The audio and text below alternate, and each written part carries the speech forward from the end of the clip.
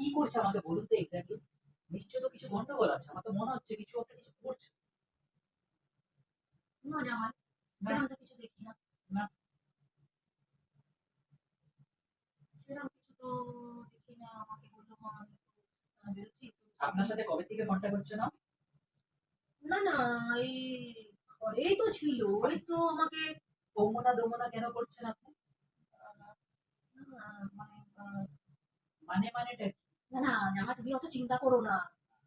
ও এই দুপুরবেলাতেই বেরিয়েছে।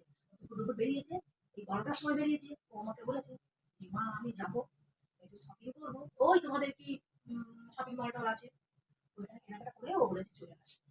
তুমি চিন্তা করো না একদম। তুমি বসো বসো জামাই, আমি জানি চা পা করি। হ্যাঁ, ঠিক আছে। তো মানে কি আমি কি মানে কি মানে কি বুঝাতে চাচ্ছেন আমাকে সেটা বলুন না। কি জানা, বুঝাতে চাচ্ছেন আমাকে? তুমি এরকম ধরনের কথা কেন বলছো জামাই? তো